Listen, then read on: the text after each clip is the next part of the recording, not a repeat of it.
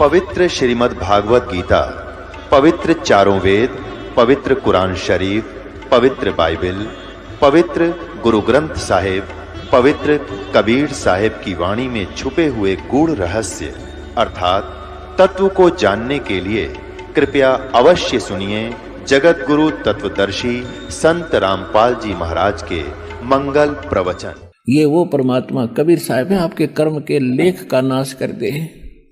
ऊत भूत जम त्रासों यम के दूतों की त्रास से भी आपको बचावेगा और अंत में आपके भाग्य में जो दुर्भाग्य लिखा हुआ है, पाप लिखे हुए, उस कागज को पाड़ देगा। करम भरम ब्रह्मंड के मैं पल में करहूं नेश, जिन हमारी दुहाई दी सो करो हमारे पेश। अपनात्मा उस शंख ने इतनी गजब की आवाज की, स्वर्ग तक उसकी लहर गई, काफी देर तक सन्नाटा उठ गया, पूरी पृथ्वी मीठी मीठी आवाज से भर गई। और जितने भी पृथ्वी पे वृक्ष पौधे थे, फूल या फलों के, फलों से तो लदपद हो गए और फूल ऐसे खिल गए जैसे बसंत में खिला करते हैं। पूरी पृथ्वी पर फलों से लदपद और एक बहार आ गई उस परम पिता की कृपा से। अब आपको परमात्मा की वो वाणी सुनाते हैं, थोड़ी सी ईब गढ़ा आओगा आपने। पांचों पांडव संग हैं, छठे कृष्ण मुरारे, चलिए हमारी यज्ञ में समर्थ सिरजनहारे। पांचों पांडव यज्ञ अश्वमेघ में परमेश्वर किया पियाने, पियान माने प्रस्थान। और पांचों पांडव संग चले और छठे यहाँ के भगवान। सुपच रूप धर आइया वो सतगुरु पुरुष कबीर, तीन लोक की मेदनी वहाँ सुर नर मुनि जन भीड़। सुपच रूप धर आइया सब देवन का देव, कृष्ण चंद्र पग धोइया करी तास की सेव। 88 ऋषि जहां देवा 33 कोटे, शंख न बजा तास से वो रहे चरण में लोटे। जब परमात्मा से वो शंख बजा, जब सारे नतमस्तक हो रहे, उड़ा मुंदे पड़े, अब सचमुच ये तो भगवान था भाई, ये तो परम शक्ति आ गया, हमसे नहीं बन पाई बात। पंडित 12 करोड़ थे, 12 करोड़ ब्राह्मण थे, 33 करोड़ देवता, 88,000 ऋषि। 88 ऋषि जहां वो देवा 33 करोड़, शंख न बजा तास से वो रहे चरण में लोटे। पंडित 12 करोड़ थे और 84 शब्द, शंख न बजा तास से वो पिए मान का मद। उनसे शंख नहीं बजा 33 करोड़ देवता, 88,000 ऋषि, 84 शब्द। ये गोरखनाथ जैसे शब्द हम आते हैं, कहते ये भी गुप्त रूप में वहां बैठे थे, इनसे शंख नहीं बजा। सुपच रूप को देख कर द्रौपदी मानी शंख, सुपच रूप में परमात्मा को देख कर द्रौपदी के मन में शंका पैदा होगी कि यू काहे के शंख बजावेगा।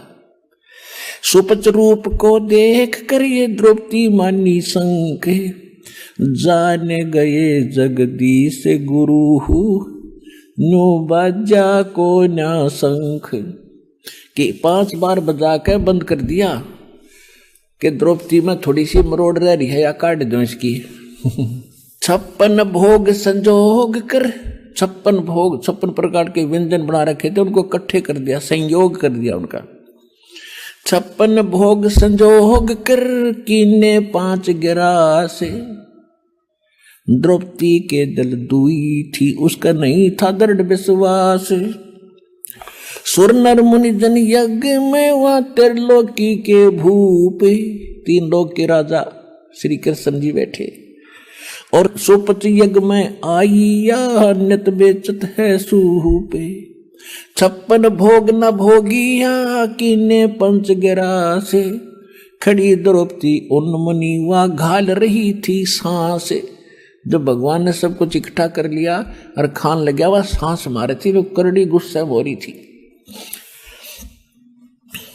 अब श्री कृष्ण जी से पूछा गया तो उन्होंने बताया कि शंख क्यों ना बाजा। बोले कृष्ण महाबली क्यों बाजा नहीं शंख, जान राय जगदीश गुरु ये काढ़े मन की बंके।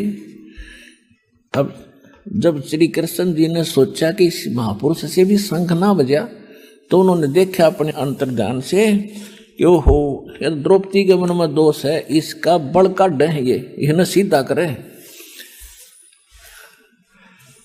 बोले कृष्ण महाबली भाई क्यों बाजा नहीं शंख,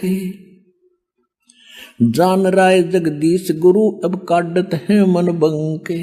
के द्रौपदी की मरोड़ काढ़न लाग रही है, यार पता नहीं क्या बन रही है। श्री कृष्ण जी कह रहे हैं द्रौपदी दिल को साफ करो और चरण कमल लोलाए, इस बाल्मीक के बाल सम ये तीन लोक नहीं पाए। श्री कृष्ण जी कह रहे हैं द्रौपदी तने के बाल्मीक सा दिखा है हो, इसके एक बाल के बराबर तीन लोक नहीं है। द्रौपदी दिल को साफ कर और चरण कमल लोला, बाल्मीक के बाल समय तरलोकी नहीं पार। चरण कमल को धोए कर ले द्रौपदी प्रसाद, तेरा अंतर सीना साफ होए तेरे जलन सकल अपराध। बाजा शंख सुभान गति फिर कण कण भई आवाज, स्वर्ग लोक बानी सुनी ही तरलोकी में गाजे। शरण कबीर की जोग है ये टूटे जम की बंदे, बंदी छोड़ अनाद है ये सतगुरु कृपा सिंध। पांडव यज्ञ अश्वमेघ में आए नजर निहाले, जमराजा की बंद में वहाँ खलहल पड़ा कमाल।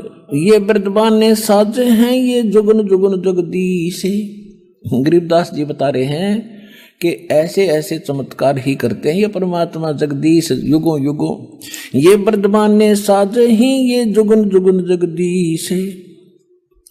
33 करोड़ छुटाई ही आज तोड़े थे भुज 20। रामचंद्र पर रावण नहीं मरा था और 17-18 दिन हो गए थे खुचम खुचा होते ने।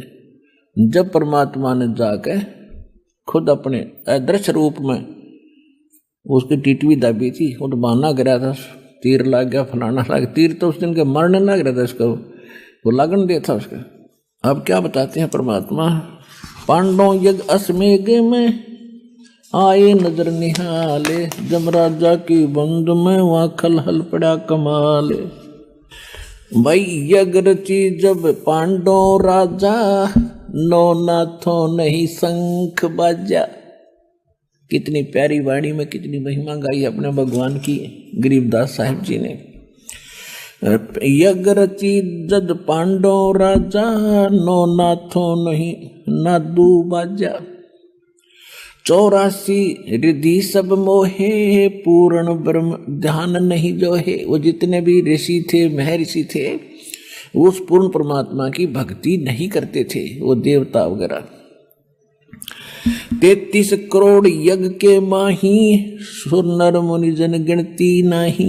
56 करोड़ जहां थे यादो, जिनसे नहीं वो बाजा नादू। नाद यानी शंख नहीं बाजा। कोटक बक्ता वेद उचारी, नहीं बही जग संपूर्ण सारी।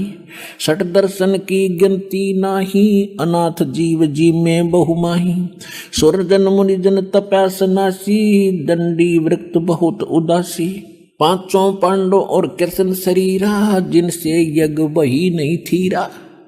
5 पांडव वही थे, श्री कृष्ण जी ने भोजन खा लिया था, उनसे भी यज्ञ सफल नहीं हुई। एक बाल्मीक नीचे कुल साधु, जिन शंख बचायन पूरा नादू। अब वहां परमात्मा अपनी महिमा की भूख नहीं रखते। अब उन्हें क्या पता यो के लीला थी। गरीबदास जी को तो सारा मालूम था, उनकी दृष्टि खोल रखी थी। तो उन्होंने बताया कि वो तुम जिसको एक बाल्मीक समझ रहे थे और उसने शंख बजा दिया, उसका कारण क्या था कि वो पूर्ण परमात्मा के उस सत भक्ति कर रहा था। यानी हमें शिक्षा देना चाहते हैं कि ये कहा करते हो श्री कृष्ण का भगत था। अच्छा भगवान तो बाजी नहीं भगत कला तोड़ देगा, ऐसी अकल दे रखी जिसने। क्या बताते हैं पंडित द्वादश कोट विपर सहदेव से, और केवट विनाश जहाज कहो कौन खेव से। जहां पुंडरीक पाराशर नारद व्यास रे, गोरख दत्त दिगंबर और दुर्वास रे। वहां पर ये महात्मा बैठे थे जिनका शंख निवाजी, जिनको तुम आंडी महात्मा ऋषि महर्षि समझा करते थे, ये गिनती करवा रहे उनकी। जहां मारकंडे पिपलादिक रूमी ऋषि रे, कपिल मुनि जहां यज्ञ माही नाही बज्जा शंख रे। नो योगेश्वर निर्भय काग भूषण रे, जहां 52 गादी जनक भक्ति प्रचंड रे। जहां सुखदेव ध्रुव प्रहलाद भक्ति के खम्भ रे, जग रची जब श्री कृष्ण किया आरंभ रे। बाजा सुपच का शंख स्वर्ग में धुन सुनी, गण गंधर्व गलतान सकल ज्ञानी गुणी। वाल्मीकि के शंख को किए सुर मात रे, द्रौपदी सुता के दल में आई भ्रांत रे। कण कण बाजा शंख स्वर्ग में भई सैल रे, और पांडवों ताप विध्वंस किए सब बद फैल रे।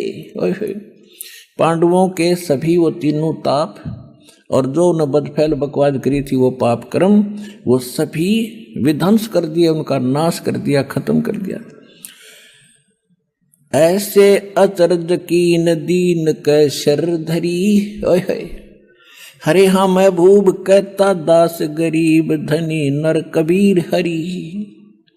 इतना लीला करके अपने उस दास के सिर पर धर दी कि सुपच ने शंख बजा दिया। अपने आत्माओं, ये वैसे तो बहुत लंबा प्रकरण और था, 10 मिनट और लगाऊंगा इसको ताकि ये आज का सत्संग पूरा हो जाए। जैसे कई भक्त कहते हैं कि क्या ब्रह्मा विष्णु महेश यानी श्री कृष्ण विष्णु राम ये भगत के पाप नाश नहीं कर सकते? ये अपने नहीं कर सके और आगे कैसे पाप नाश कर देंगे? जैसे नारद जी ने श्राप दिया था विष्णु जी को, जब नारद जी विवाह कराना चाहता था और विष्णु जी से उसने अपना रूप मांगा था। अभी तो मेरा ऐसा है, चोटी राख रखी, पंडित जैसा मेरा वेशभूषा है, लड़की कैसे पसंद करेगी? एक राजा की लड़की का स्वयंवर था और उसके मीठे मीठे गीत सुनकर उस नारद का भी जी कर गया ब्याह करवाने। और पहले नट्टे था कि मैं शादी करवाऊँ, मैं कोई ना, मन तो माया जीत ली। उसकी फड़क निकालने के लिए विष्णु जी ने एक लीला करी थी। अब उसने करड़ी तरफ बना ली, नारद जी ने ब्याह करवाऊँ। तो उसने सोचा भाई इस सूरत इस वेशभूषा में तो मैंने कोई स्वीकार करेगी नहीं लड़की, तो भगवान गणेश सुंदर हैं विष्णु जी, उसका रूप मांगूंगा। इस करके एकांत में जाकर प्रणाम की। विष्णु जी पहुंच गए था, बोल भगत के मांगे कि भगवान वचनबद्ध हो जाओ। हक हो गया भाई कि मन ने करवाना ब्याह और मुझे आप अपना हरि रूप दे दो। संस्कृत में हरि बंदर ने भी कहे बंदर को, विष्णु जी ने उसका बंदर का मुंह ला दिया, तथास्तु। अब नारद जी ने सोचा तो सबसे हैंडसम हो गया ये, और वहां आकर बैठ गया जहां वो लड़की ने अपना पति चुनना था। राजा लोग बैठे कुर्सियों पर, बीच में बैठ गया डट के। लड़की वरमाला लेकर चली, नारद जी को पास कर गया। नारद जी ने सोचा क्या कैसे गड़बड़ रह गया भाई, इन्हें ध्यान ना पड़ा, मैं दिखा को नहीं। वहां से उठकर लड़की डरा रही थी, दूसरी साइड में फिर जा बैठा खाली कुर्सी पे और न्यू कर दिए मुंह नाड़ बार। वह लड़की 5 कदम पीछे से होकर दूर के निकल गई।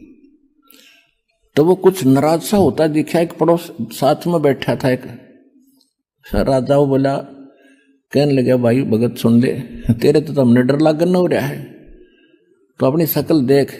वह पानी था तसले में, देख इसमें झांक के। वो देखा, उसने बांदर का मुंह लग रहा है उसके। वो जान गया कि इसने जानबूझ के बकवाद करी है। उधर से क्या हुआ, श्री विष्णु जी आ बैठे कुर्सी पे। उस लड़की ने उस विष्णु जी का वरमाला गाल दी। तो नारद जी हो गए तो आग बबूला, अब ये तो इतनी नहीं भक्ति करा करते, तेरा नाश कर दूंगा, दयो तेरा नाश हो। विष्णु जी को श्राप दे दिया। ये नए उड़द पुड़ज का मर गए, इनको भक्ति तो प्राप्त हुई नहीं, बकवाद इकट्ठी कर लेते, फिर एक दूसरे पर छोड़ कर पाप का भागी बन जाते। अपना नाश करा भक्ति का और विष्णु जी को श्राप दे दिया। एक जीवन सारा तू, जैसे मैं अपनी औरत के लिए तड़प रहा हूं, तू सारा जीवन अपनी पत्नी के योग में बितावेगा, वैसे वैसे वो दे दिया श्राप। अब वो श्राप 3 ताप के अंतर्गत आता है। अब उस ताप का नाश श्री विष्णु नहीं कर सके, श्री राम रूप में वो राजा दशरथ का पैदा हुए और सारा जीवन अपनी पत्नी के वियोग में बिता के आखिर में आपको पता ही है सरयू नदी में वो समाधि ले गए, जिंदे उसमें डूब गए।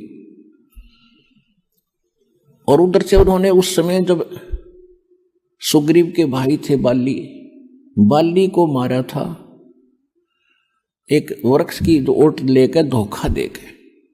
तब बाली ने कहा था कि आप वेदों के ज्ञाता होकर के ऐसी गलती कर गए, आप सामने आते से पहलवान थे, मेरे सामने लड़ते, ये धर्म नहीं अक्षत्री का, आपने अक्षत्री का धर्म डुबो दिया, आपको ये पाप लगेगा, ये फल देना पड़ेगा। कब देगा ये मेरा फल? श्री राम ने कहा कि द्वापर युग में तेरा बदला दूंगा। कहते हैं बदला कहीं ना जात है ये 3 लोक के माँ, और सतगुरु मिले कबीर से तो सब पाप कट जाए।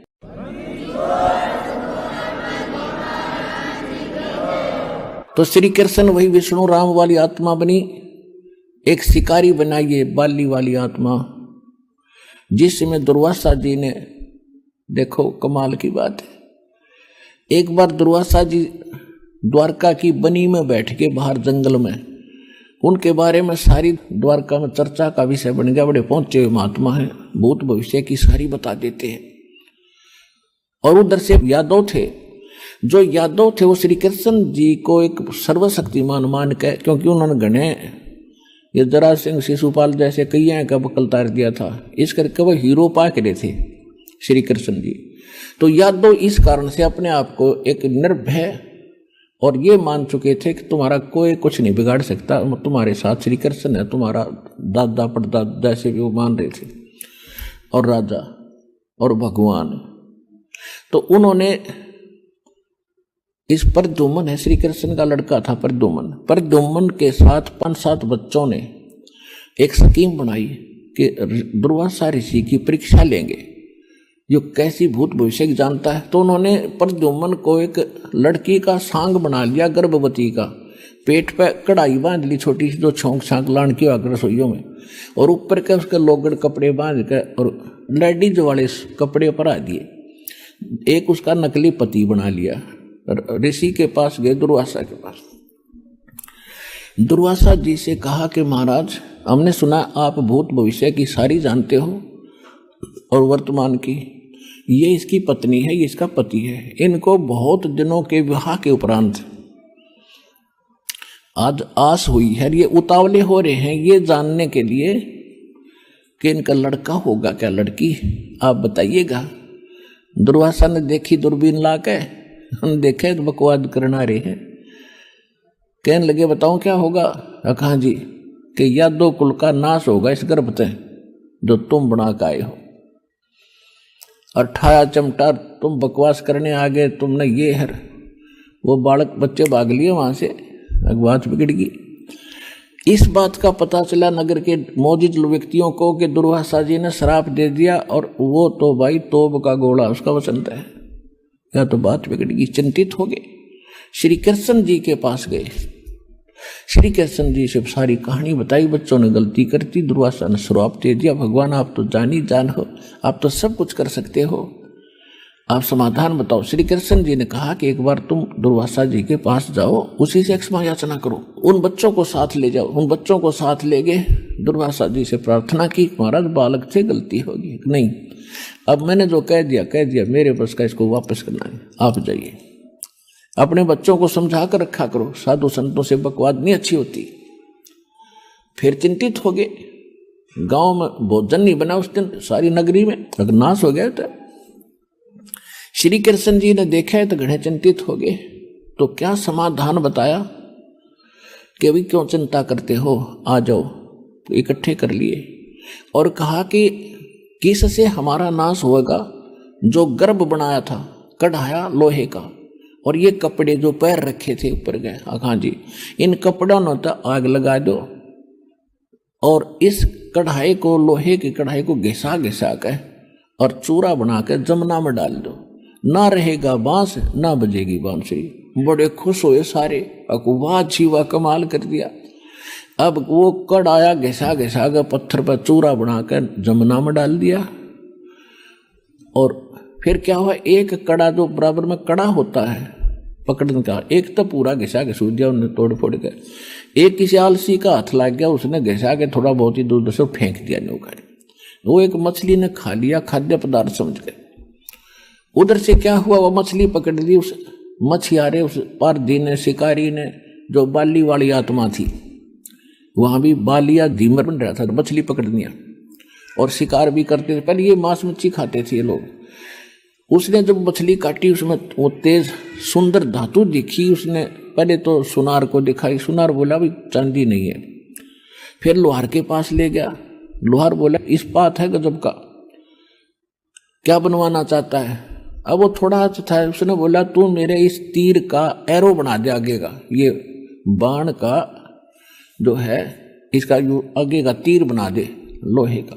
उसने विषाक्त करके, क्योंकि शिकारी था, कि विषाक्त करके बना दिया, जहर में बुझा के और बना के उसको दे दिया। उधर से क्या हुआ कि फिर कुछ दिनों के बाद दुर्वासा जी का वो वचन फला। आपस में सारे यादव छोटी सी बात पे लड़े, लठ मारे, कत्लेआम करने लगे। रोज की 2-2 4-4 मौत लड़ाई में होने लगी, या वैसे मर जावे। तो सब फिर चिंतित हुए। चिंतित होते हैं तो समाधान गुरु जी से पूछते हैं। श्री कृष्ण उनके गुरु भी जी थे, गुरु थे धार्मिक।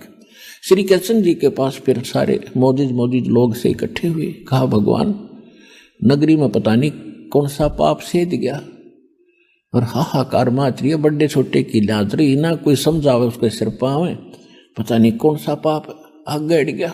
श्री कृष्ण जी ने कहा कि दुर्वासा का श्राप अब फल रहा है। अब देख लो पुण्यात्मा, ये विचार करिए, ये किसे, जब श्री कृष्ण की ये स्थिति है तो इसके पुजारी किसा समाधान बताते होंगे और उसे क्या लाभ होता होगा। एक बार तो कह दिया किसी ने घिसा घिसू कर डाल दो, ना रहेगा बांस ना बजेगी बांसुरी, हो गए निश्चिंत। और अब कह रहे हैं कि वो श्राप फल रहा तुम्हारे ऊपर दुर्वासा का, अब उसका असर शुरू हो गया तुम्हारे पर। अब फिर हाथ जोड़ के खड़े हो गए, बोले वाले होते हैं गुस्सा डालो तो, कि भगवान कोई समाधान बताओ, कि ऐसा करो तुम सारे के सारे यादव नर मनुष्य और चाहे आज का नवजात शिशु भी क्यों ना हो, आज का जन्मा हुआ उसको भी नर हो, उसको लेकर उस प्रभास क्षेत्र में चले जाओ जहां तुमने कड़ा घिसा कर चूरा जमुना में डाला था। अब देखो जो चूरा डाला था कढ़ाई का, वो बन गया घास तेज पत्तों का, ईंख की तरह।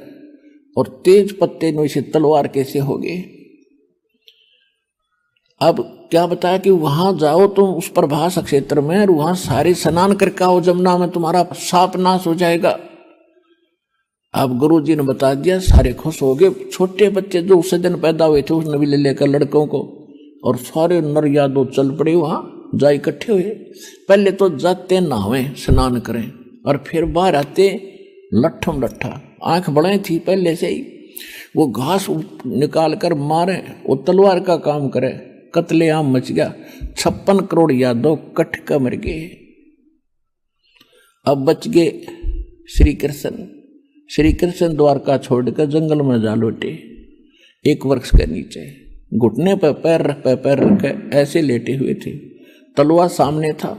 श्री कृष्ण के पैर में एक पद्म था जो बहुत ज्यादा चमकता था, जैसे 100 वाट का बल्ब कहीं दिन में जग रहा हो वृक्ष के नीचे तो उसकी अलग से चमक दिखाई देती है। ऐसी चमक थी उसके पैर में, वो कुदरती था उनके पैर में। श्री कृष्ण जी एक वृक्ष के नीचे लेटा हुआ था, वृक्ष की जुर्मट नीचे टिकी हुई थी जमीन पर, और वो शिकारी जिसने वो कढ़ाई का एक कड़ा वो तीर बनवाया था, उस दिन उस सन ले रहा। ये तो विधि विधान होता है।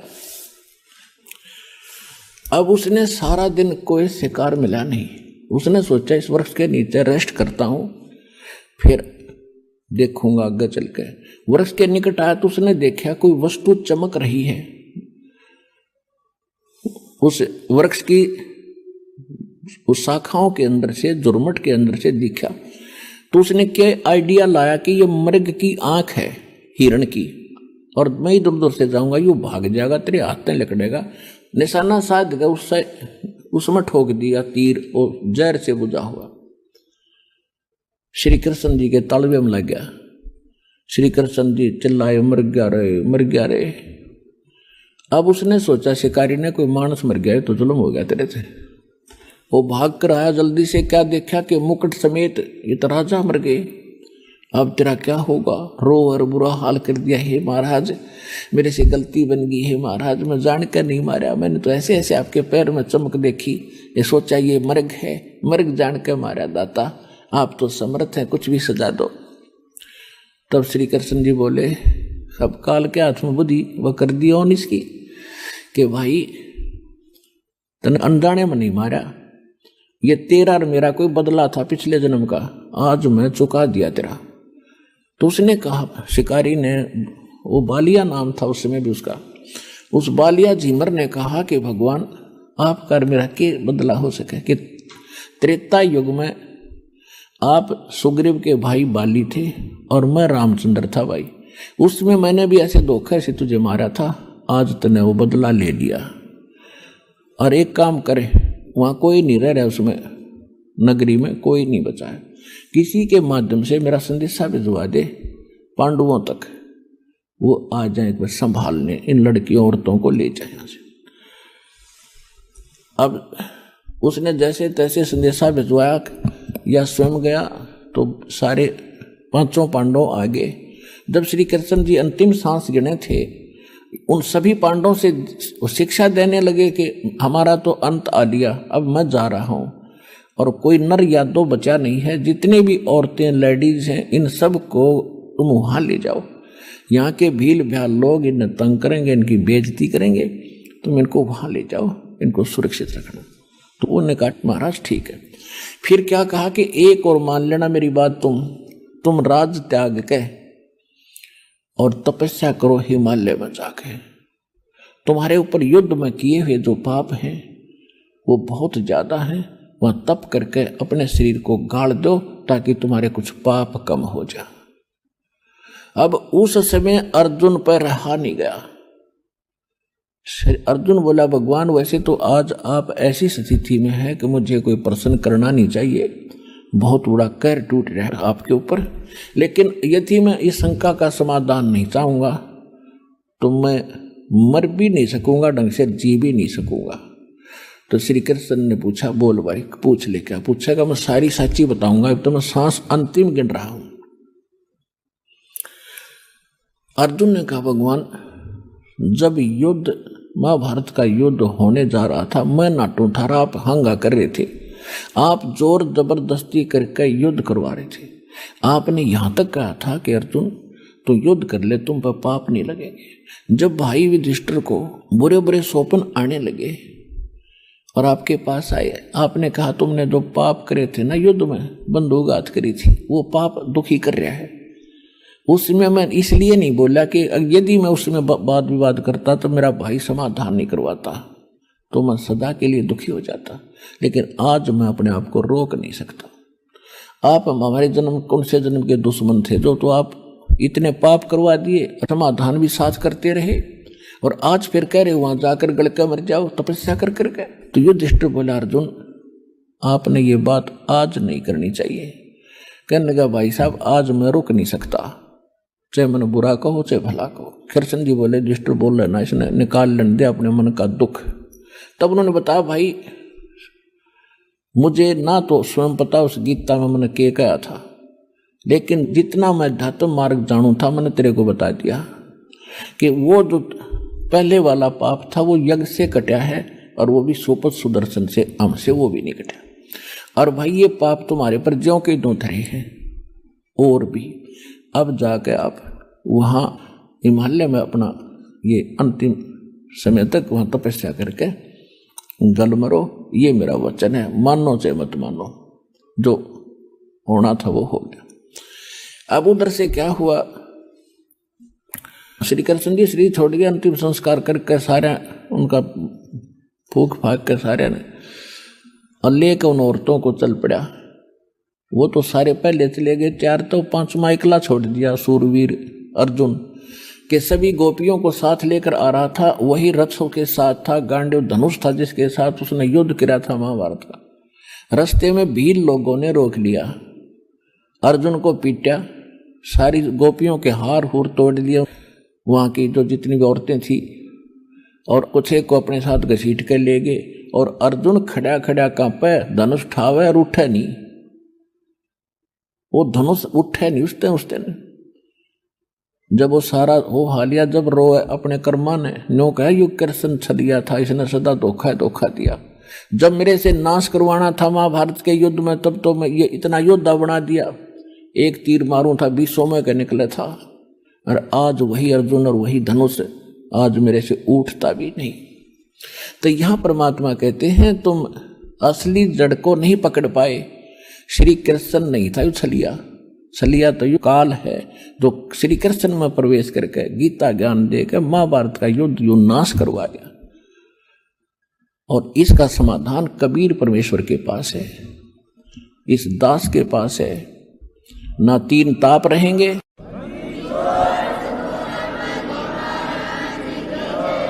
सूक्ष्म वेद में कहा है, इस ऋषियों को लताड़ा है परमात्मा ने।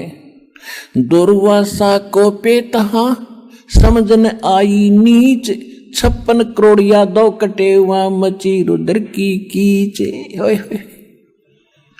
कहते हैं उन बच्चा ने थोड़ा सा मजाक कर दिया और उस दुष्ट दुर्वासा ने इतना बुरा शराप दिया करते हैं, तो राक्षस है, कसाई है, ये कोई संत है।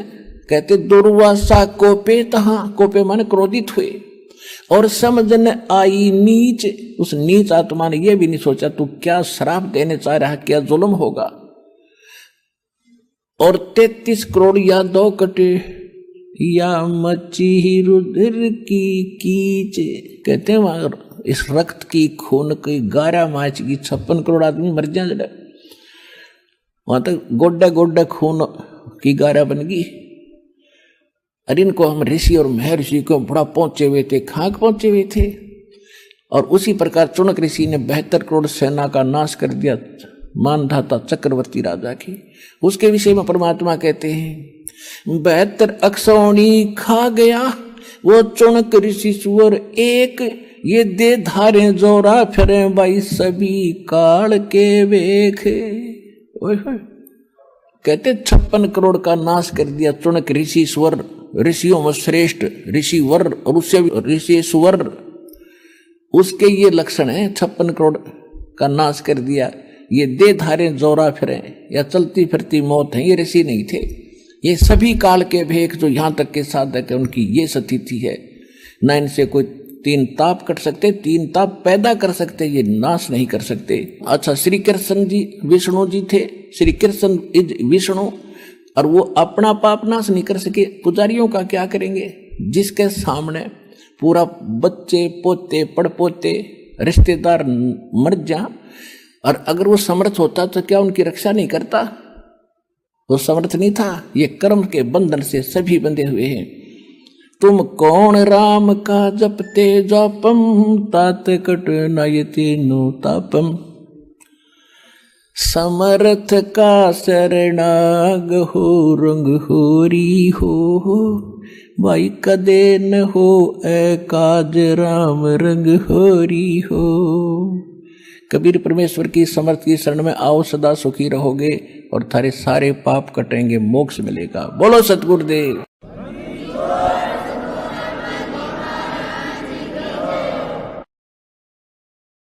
परम पिता परमात्मा पूर्ण ब्रह्म सारी सृष्टि के रचनहार कुल मालिक कबीर साहेब कबीर देव जी की असीम कृपा से आप पुण्यात्माओं को यह सत्संग श्रवण करने का शुभ अवसर प्राप्त हुआ। पुण्यात्माओं को, पुण्यकर्मी प्राणियों को मानव शरीर प्राप्त होता है। मानव शरीर प्राप्त और भी अत्यधिक विशेष पुण्यकर्मी प्राणी होते हैं, उनको सत्संग सुनने को प्राप्त होता है। उनके अंदर परमात्मा पाने की, आत्म कल्याण करवाने की प्रेरणा उत्पन्न होती है उनके शुभ संस्कारों के कारण, उनके प्रभाव से।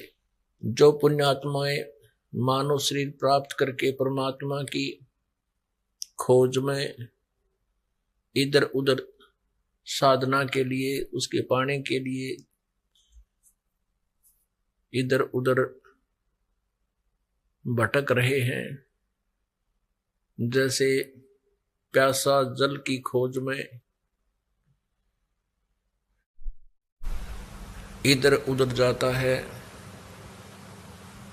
उसको जहां कहीं भी कोई संदेश मिलता है कि वहां जल स्रोत है तो वहीं वो दौड़ पड़ता है, क्योंकि उसको प्यास लगी है।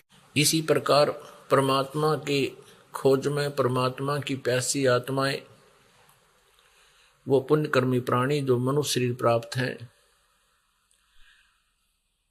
उस परमात्मा के स्रोत को खोज रही है। कोई कहीं जा रहा है, कोई कहीं जा रहे हैं, कोई कुछ साधना कर रहे हैं।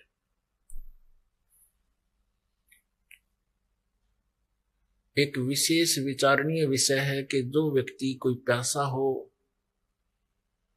और वो किसी से ये पूछ रहा है कि मुझे प्यास लगी है, जल कहाँ प्राप्त होगा, उसको कोई मिसगाइड करता है कि इस दिशा में चले जाओ, वहां एक बहुत बड़ा सरोवर है, स्वच्छ जल है, या कोई बताता है कि वहां एक हैंड पंप है, उसमें बहुत अच्छा जल है। तो प्यासी आत्मा तो तुरंत उधर प्रस्थान करेगी ही करेगी। अब वहां जाकर देखता है कि हैंड पंप तो है लेकिन उसमें जल नहीं है। वो कोशिश भी करता है उसको हिलाने डुलाने की, तो फिर वहां कुछ समय के बाद वो चल पड़ता है कि बात बनी नहीं। फिर किसी अन्य से पूछता है, वो कहता है कि वहां जल का बहुत अच्छा स्रोत है, बहुत अच्छा हैंड पंप लगा हुआ है या कोई सरोवर है। वहां पर जाता है, वहां भी उसको जल नहीं मिलता है, तो अंत में वो मृत्यु को प्राप्त हो जाता है। यही दशा आज उन पुण्य आत्माओं की है जो परमात्मा की प्यास में, परमात्मा को पाने के लिए नाना प्रकार की साधनाएं कर रहे हैं, किसी ना किसी के कहे अनुसार। जैसे कोई श्रद्धालु कहता है कि हमारे गुरुदेव जी बहुत ही पहुंचे हुए महापुरुष हैं और उनके शरण में जाने से, उनसे दीक्षा लेने से आत्म कल्याण संभव है। तो प्रभु का प्यासा वो पुण्यात्मा उस व्यक्ति के कहे अनुसार वहां पहुंच जाता है, उस हैंड पंप के पास, अर्थात उस संत के पास। वहां कुछ दिन रहता है, उसके बताए अनुसार साधना भी करता है, अर्थात हैंड पंप को चलाता है, साधना करता है। उसके पश्चात उसको वहां भी निराशा हाथ लगती है, तो फिर वो वहां से भी थक के कहीं और खोज करता है। अंत में जब उसको दूसरे स्थान पर भी ऐसा ही मिलता है, तीसरे पर भी ऐसे ही खाली आता है, अंत में वो नास्तिक हो जाता है, उसकी आध्यात्मिक मृत्यु हो जाती है। और जिस कारण से वो परमात्मा की खोज कर रहा था कि मेरे पास पैसा हो, मेरे पे आने वाली आपदाएं ना आवें जो प्रारब्ध कर्म में होती है, मेरा परिवार सुखी रहे, परमात्मा मुझे धन दे, क्योंकि जब तक आध्यात्मिक पूर्ण ज्ञान नहीं होता, सभी कर्मों से प्राणी परिचित नहीं होता, तब तक परमात्मा की खोज दो ही कारणों से करता है मुख्य तौर पर। प्रथम तो ये कि मेरे को धन प्राप्त हो, दूसरा संकट ना आवे, या आया हुआ हो तो उसका निवारण हो। वो तीसरे नंबर पर होता है कल्याण। उसको आध्यात्मिक पूर्ण ज्ञान जिसको नहीं है, तत्व ज्ञान नहीं, तो जिस कारण से वो परमात्मा से संकट निवारण, टेंशन लेस होने के लिए गया था जिस संत के पास, और जिन साधनाओं को वो करता रहा, और वहां से वो धनी बनने भी गया था, उसको वहां से निराशा हाथ लगी। दूसरे स्थान पर गया, वहां भी निराशा हाथ लगी। क्यों लगी? क्योंकि शास्त्र विधि को त्याग कर जो मनमाना आचरण करते हैं उनको न तो सुख होता है, न सिद्धि प्राप्त होती है, न ही उनकी गति होती है, अर्थात यूजलेस। श्रीमद् भगवत गीता अध्याय नंबर 16 के श्लोक नंबर 23 में ऐसा प्रमाण है। जिस कारण से जिन संतों के पास वो प्रभु प्यासी पुण्यात्मा गए, वहां से उनको शास्त्र विरुद्ध साधना मिली, अविधि पूर्वक साधनाएं प्राप्त हुई, और जो उपदेश देते हैं, जो गुरु बने हुए हैं, वो अधिकारी भी नहीं है, और कुछ एक श्रद्धालु बिना गुरु के ही साधना पर लगे हुए हैं। जिस कारण से शास्त्र विधि त्याग कर मनमानी आचरण, मनमानी पूजाएं, साधनाएं करने के कारण उनको कोई आध्यात्मिक लाभ नहीं हुआ, होता ही नहीं, क्योंकि हमारे सदग्रंथ, हमारे शास्त्र प्रमाण करते हैं। श्रीमद् भगवत गीता अध्याय नंबर 16 के श्लोक नंबर 24 में तुरंत कहा कि अर्जुन, इससे तेरे लिए कर्तव्य और अकर्तव्य की व्यवस्था में शास्त्र ही प्रमाण है। अर्थात जो साधना आप जी ने करनी चाहिए, जो भक्ति आपने करनी चाहिए और ना करनी चाहिए, उसको किसी के कहने सुनने से, दंत कथा के आधार से ना तो करना प्रारंभ करना चाहिए और न ही त्यागना चाहिए।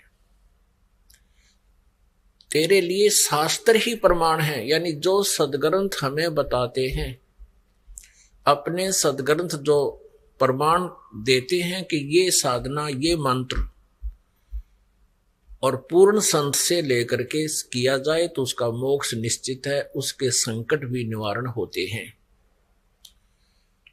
तो हमारे मुख्य सदग्रंथ,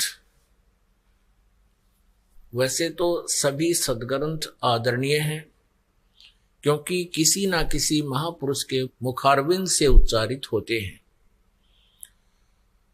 उनके मुख कमल से उच्चरित वाणी होती है। जैसे 18 पुराण हैं, ये भी शास्त्र कहलाते हैं। जैसे उपनिषद हैं, ये भी शास्त्र कहलाते हैं।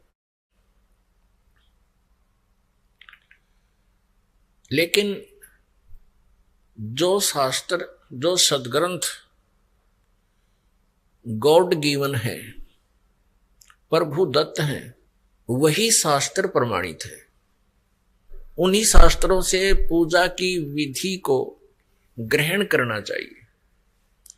वो कौन कौन से हैं? जैसे उपनिषद क्या चीज है? ये किसी व्यक्ति, ऋषि, संत, साधक की अपने अनुभव की कृति होती है। उसके अपने जीवन काल में जो भी उसने उपलब्धि हुई, जिस साधना से, वो अपना अनुभव उसमें लिख देता है। यदि उसका अनुभव पवित्र सदग्रंथों से मेल खाता है तो साधना ठीक है, उसमें लिखा हुआ विवरण ठीक है। यदि सदग्रंथों से मेल नहीं खाता है, अब सदग्रंथ कौन से हैं? पवित्र वेद, पवित्र श्रीमद् भगवत गीता। पवित्र वेद जो हैं, ये परमात्मा के दिए हुए हैं, गॉड गिवन है, और पवित्र श्रीमद् भगवत गीता भी गॉड गिवन है। अब पवित्र चारों वेद, ऋग्वेद, यजुर्वेद, सामवेद और अथर्ववेद, और ये तो 4 वेद हैं जो इजीली अवेलेबल हैं, सुलभ हैं, सबके पास तकरीबन मिल जाते हैं। और इन्हीं 4 वेदों का अभी तक जो है विवरण, इसका रेफरेंस प्रवचनकर्ता या ऋषि महर्षि बताते रहे कि हम इन वेदों अनुसार साधना कर तथा करवा रहे हैं।